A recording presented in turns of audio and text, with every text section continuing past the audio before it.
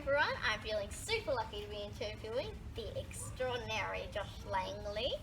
Josh is the author of several adult non-fiction books as well as children's books, as you can see. And I'm sure you've heard most of his children's books, as well as Being You Is Enough and It's Okay to Feel the Way You Do. His latest book for adults, Find Your Creative Mojo, came out last year, and it's one I am extremely looking forward to reading. Josh's newest kid book, Magnificent Mistakes and Fantastic Failures, Finding the Good When Things Seem Bad, is due out in March. I find Josh to be an inspirational author because his children's books all have valuable meanings and valuable lessons and important meanings muddled up there, such as it's okay to make mistakes, just be you, and don't change yourself to fit in.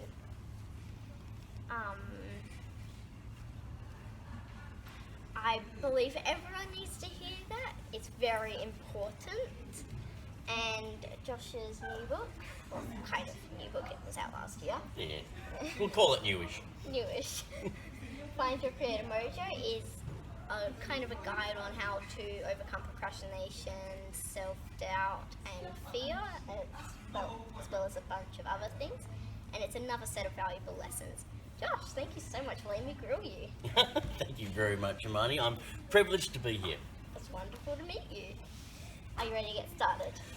I think I'm ready. Okay, right, go. Why do you think it's so important to let kids know it's okay to be different and make mistakes in your books? Oh, look, that is so important because when I was your age, I made lots of mistakes, I failed at lots of things, and I sort of ended up feeling like I wasn't worthy, and all these sort of issues sort of arose from that. So with what I wanted to do was to write these two kids' books for my younger self, so I could actually let him know that it was okay to be who he was. It was okay to be different. It was okay to think differently. It's okay to be creative and use your imagination, and also make mistakes and all that stuff. Because we need to know that, because otherwise that's real life, isn't it? We can't live in this world where everything's perfect and we've got to get good grades and all that, because that doesn't happen. And we've got to tell kids, okay, it's okay to be different, it's okay to think differently, it's okay to wear funny hair and all that sort of stuff, because that's what we are. As opposed to kids going, I really want to fit in, I really want to be this person, when really, the way you are, it's just wonderful the way you are. And the way I am is the wonderful the way I am. And once we learn that, we all get on much better. It's about also making kids feel more comfortable within themselves, like making friends with ourselves. So we're not always going, I wish I was this, I wish I was that. Let's just be friends with ourselves, so therefore more likely to be friends with other people and friends with the rest of the world. Exactly, like we learn from our mistakes, and imagine walking up to someone and it's just like you're both the same. They'll just be a bit boring. Boring. I tell that to kids in my school talks. I say, imagine if the world was just full of Joshes. And it's like, hello Josh, how are you? Oh, hello Josh, oh, boring. We need everyone to be different in order so we can learn from each other. It'd be so boring in the world. It'd be like, let me guess, your personality is this. We need weirdos. We need the wonderful, the weird, and the wonderful people to make life interesting.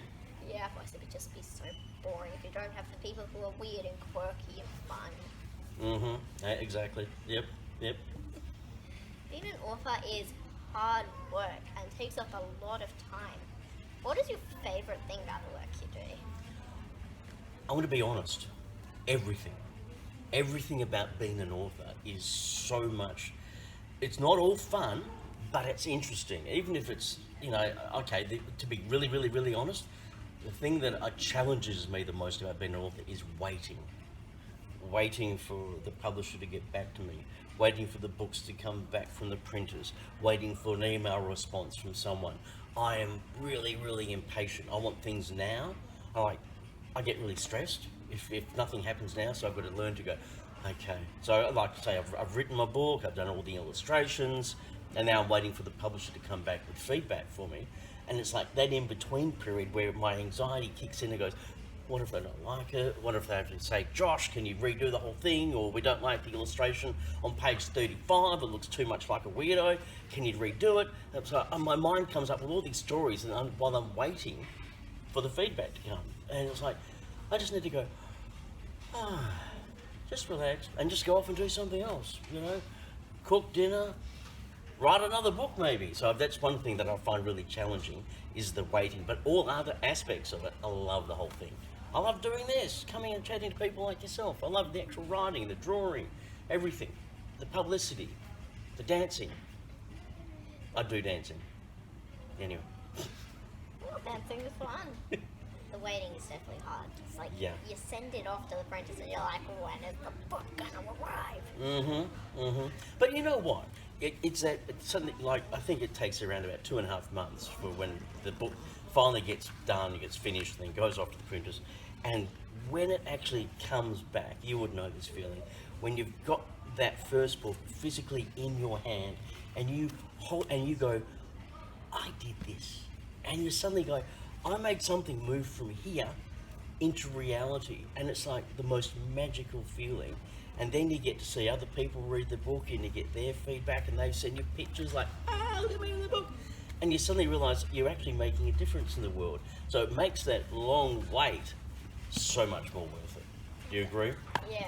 Yeah. I remember when I was holding my book and it was like, finally did it. Finally did it. Yeah, exactly. And that's that feeling. That's what, as authors, what we do. You know, sometimes you go, well, I don't mind if I sell only a few copies. Mind you, we really want to be millionaires. I want to be a millionaire. You want to make a profit off your book. Yeah, exactly right. But sometimes you just don't want to do it for love. You want to actually make money from it. But when you see that first copy, that's the best feeling ever. And no matter how many books you write or do, when you see that first one, that's the bee's knees. It's like, it's just amazing. It's amazing feeling. Yep. And you illustrate all your children's books. What is your favourite part about the illustrations? And I just love the pictures. They're amazing. I love that I keep it. I look at all the other illustrators out there and I bow down to them because they're amazing. They can do amazing drawings. Me, I take stick figures and basic drawings like that, and I make them easy and I make them relatable. And for me, I take the easy way out. I want things to be simple, so therefore my illustrations are simple. I can't do complicated stuff, but it's making like a complex emotion like sadness or anxiety, and going, how can I make a complex emotion like that really simple into a stick figure? And like say in this book here, one of the things I did with the feeling of anxiety is you go, okay, how do I feel when I'm anxious? And I go, my tummy all gets in knots. Okay, so I thought, okay, what can I draw that reflects that? So I've got the guy there, and tummy's all up in knots. And it's just a simple picture. All it is just a stick figure with little blonde hair. But kids can relate to that. Kids can actually go, this is what I feel like. And that's what I wanted to do. And that's what I find is fun about the illustration. That's incredible. Definitely relatable, that stick figure with the tummy. Yeah, I think a lot of people can relate to that. I think everyone can. Everyone gets that feeling and you're just like, yeah, that's me at the moment. Yep. Everyone relates. What is one of your favourite messages in all your books?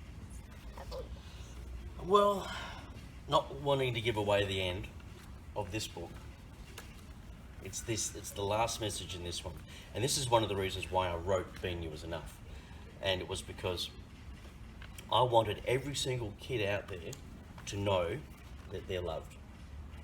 Because some kids grow up without that knowing. And it's like, man, we all need to know that. So that's why I wanted to put that in this book, was the key message. But it's also, the principle of this book was like, what's the most important 11 things that a kid should know? And the last one being that they are loved. And it's like, I get parents, because what happens is that parents and kids sit down and read the book together, and then when they get to that page, the parents, the mum, sits there and they read that out loud and they go, and you are loved. And the mothers cry when they get to that, because that's what they wanted to hear when they were a kid. So I think as a basic message of all my books, that comes down to that you are loved. That's believe that's definitely what they're doing. Sorry, I'm going to tear up. I get very emotional easily. That's good. That's good. Let's all have a cry. I probably would cry, but I won't do it in front of the camera. Okay. You do a lot of workshops at schools. Have you ever had an embarrassing moment? Yes, I've had several children fart in my general direction. I think it's a thing of, it's one of the downsides of all the kids sitting down in front of you, and they're all cross-legged, and I get them up at one point, and they all sit down again, and as soon as they sit down, you hear little boop, boop, little farts from somewhere in the room. But there's also one of the things I do is I get kids to talk about the fact that it's okay to be different. And I intro that bit, because what I do, I have a PowerPoint, so behind me I've got a picture of the inside of the page of the book that says it's okay to be different, and there's a kid with a flower pot on his head, okay? And I get the kids to say, what is different about me? And I get lots of little funny responses. What I really want them to say is that I'm short, and I'm short for my age. They go, oh, you're short. But leading up to that, I get, oh, you're fat, you're grey, and you've got a funny lump between your eyes.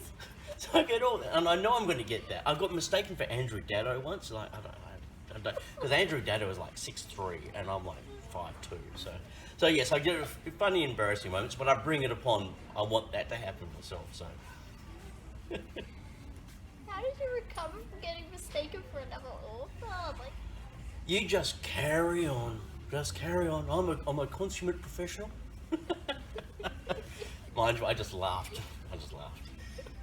And I told Andrew Daddo that ages, because I got to meet him later on, so I told him that, and he laughed as well. Because he's up to here, hello Andrew. yeah. You talk a lot about making mistakes and being brave enough to fail. What would have to be one of your biggest, have you had any huge mistakes and how they turned you, like, helped you in the long run? Where do I start, Imani? Where do I start? Well, I was constantly making mistakes as a kid, because one of the things that I discovered about myself is that I always thought my brain moves a lot faster than my head and my hands do.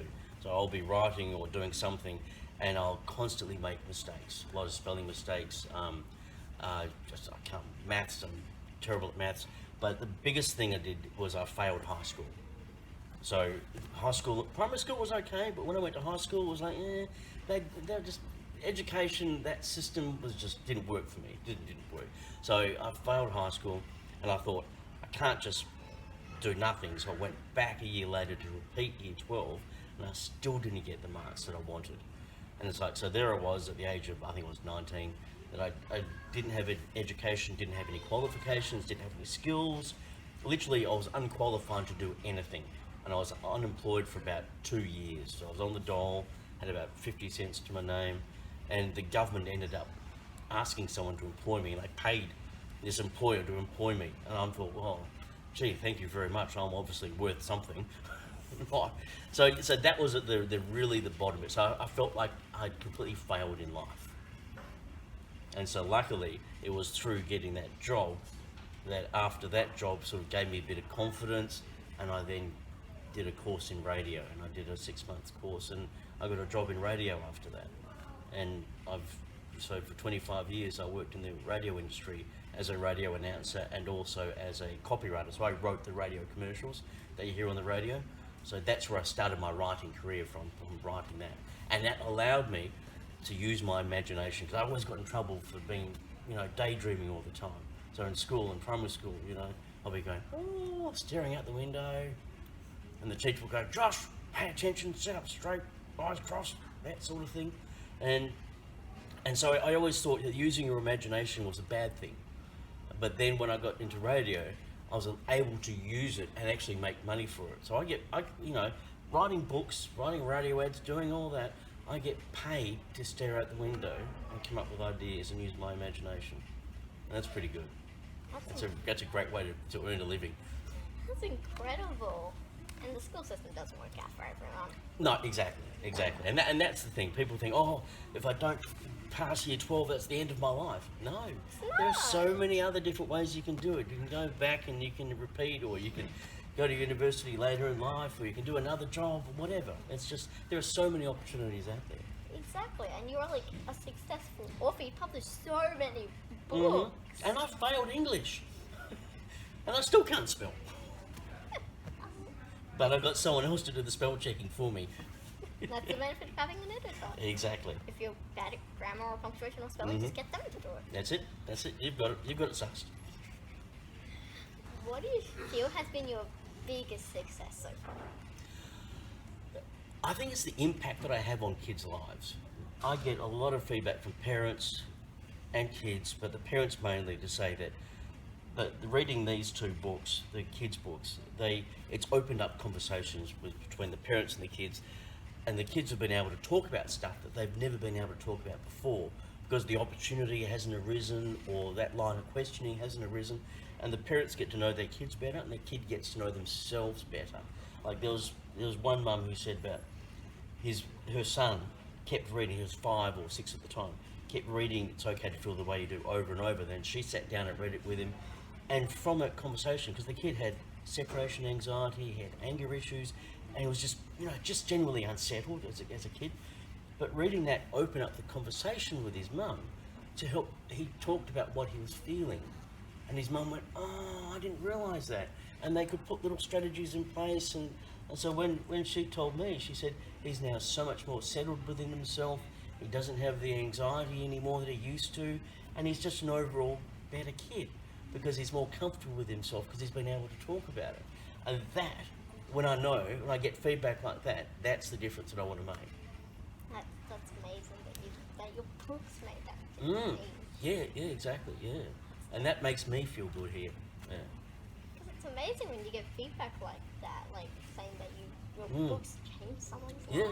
Yeah. It's like, Well, like with this book here, I had a lady tell me that she quit her job because she was enjoying her job, but she went, I really want to be doing what I want to be doing. So she quit her job and then went back to university to study to become a primary school teacher. And so, not that I endorse everyone to quit their jobs, but sometimes you've just got to follow your heart, you've got to follow your passion and follow your curiosity. and sometimes you just have to quit your job and do what you want to do. Exactly. If quitting your job and doing what you want to do works for you, do Yep. it. I've done it twice in my life, but that's another story. So now we're into the speed question. Okay, speed questions, right. I feel like I'm on hard quiz or something like that. What are you writing at the moment? Okay, I'm writing a book that's loosely based on a kid's book about being different. Okay, all the ways that we're different as kids, and whatever we're going through, and that it's okay. So it's going to be a really good feel-good book that kids can pick up, and if they're feeling down or feeling sad about being different, they want to read it and they go, oh, "I'm okay the way I am." Awesome. Yay. Okay, that's one book. I've got another book on the go with someone else, but so many ideas. Ideas are amazing. that book sounds fascinating too. You'll love it. Yeah. What's your favourite ice cream flavour? Rum and raisin. Sounds cool. What's one of your favourite books you've ever written? I know it's a hard question. I've written 8 now, and the favourite one, I would have to say maybe Beanie Was Enough. This one, I think, just because it's a bit of a classic now, I guess. But then again, the new one that's coming out, Magnificent Mistakes, too many. It's like, which are my favourite children? I don't have children, but I don't know. It's one of those things. Yeah, you can't pick. It's a bit hard. Technically, books can be children. Like you Well, they kind of are. Yes, you're right, because you bring them into the world. You just you create them and then you're like, hope people like them. And send them off into the world. Yeah, exactly. Yeah. Who is your favourite or most inspirational author? Okay, I have got more illustrator type people that I like. My most inspirational one would be Maurice Sendak, and he wrote Where the Wild Things Are. You know that book? Yes. Yeah, that's a classic. He wrote and illustrated that book, and he's just an amazing guy, because the other books he's done, his illustrations just are so gentle, and I don't know, there's a wisdom in his illustration style, and there's a whimsiness that I like and that I connect with. But also Michael Lunick, he's the illustrator guy, and he just amazing. I got to meet him at the Margaret River Writers Festival this year. I was like, oh, you know, when you meet your idols and stuff, I'm like, oh, and I couldn't speak, and I'm going, oh, my. Anyway.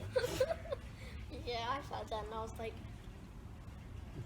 just like stared. Yeah, right stare. at I them. know. It's like, I know. it's just like, that's them. That's them. They're a real person. They're a real Yeah. person. Do you prefer cats or dogs? Dogs. Don't like cats. Just no. In the back of this book, it says, "Now go hug your cat," because I know cats hate being hugged.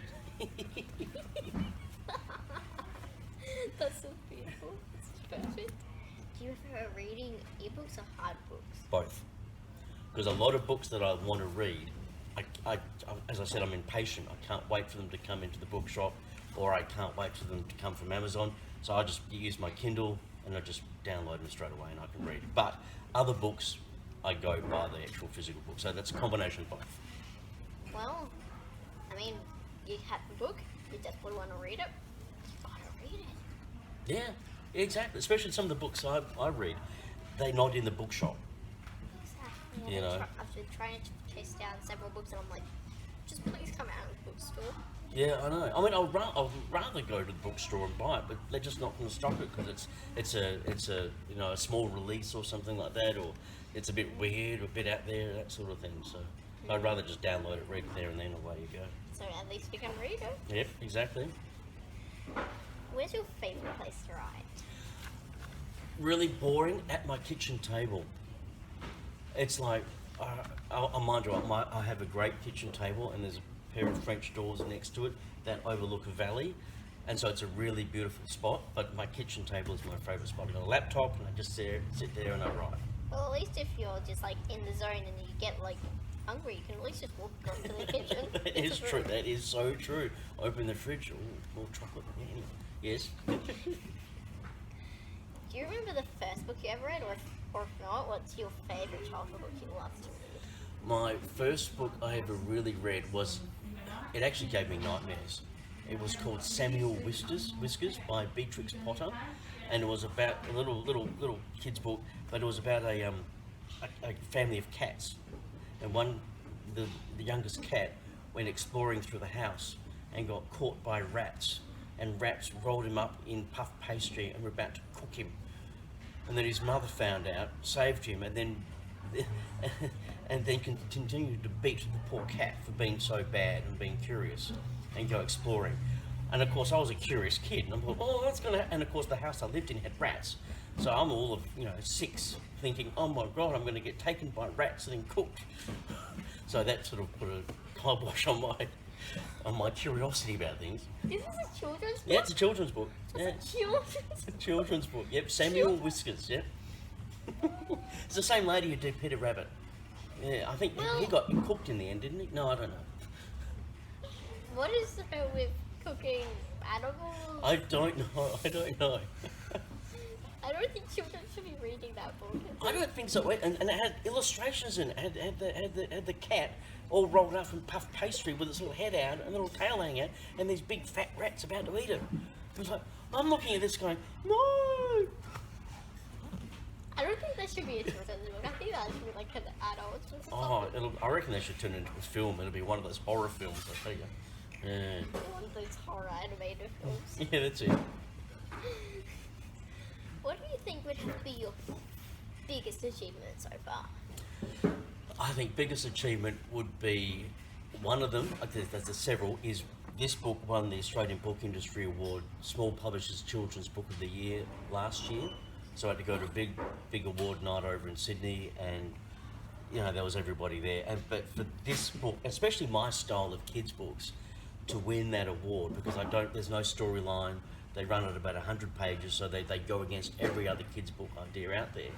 And to know that what I was doing and what I was writing was validated, that it was accepted in to win an award was amazing. But also to have all that feedback from kids and parents to say that the difference the books are making. So that's my biggest achievement.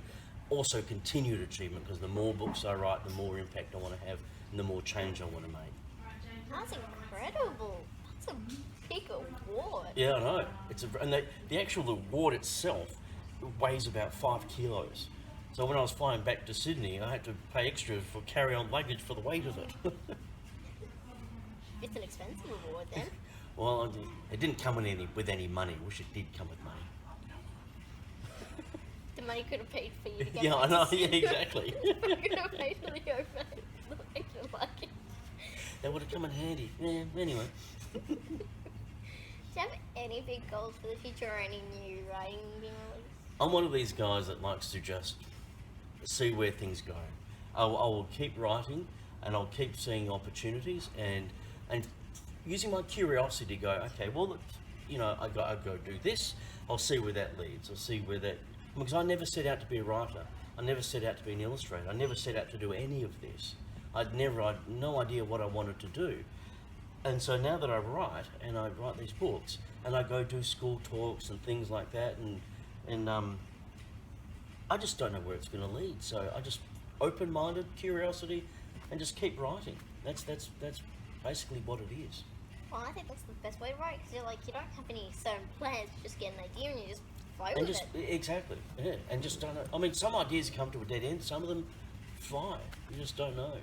Exactly. But you shouldn't plan to make a book exactly because otherwise, if the idea stops, you'll keep trying and Yeah, you'll exactly. get stuck. Yeah, because if you lock yourself into something, you don't see what's happening on either side. You can go, oh, okay, let's move slightly this way with the book idea, or slightly that way, or let's collaborate with other people, or something like that. I definitely think the best way is to go, with your ideas. Yes, follow your ideas and be curious about where they're going to go. Because I guess when you started writing, you didn't expect to be sitting here, did you? No, I thought I was just going to be like those recluse authors, but here I am.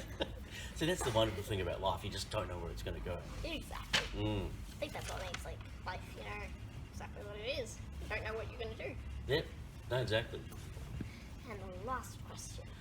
Yeah. Do you have any advice for young writers? Keep writing. That's what I say. Because people go, "What do I do? I just want to get published, or I want to do this." And I say, "Have you written anything?" And they go, "No."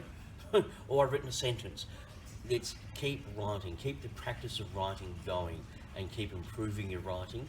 And then, because that means that all the ideas you're having in your head, you're getting out and you're getting onto paper or getting onto the laptop, and the more you write, the better you get at actually coming up with your ideas and executing your ideas, and then you just don't stop writing. Just keep writing.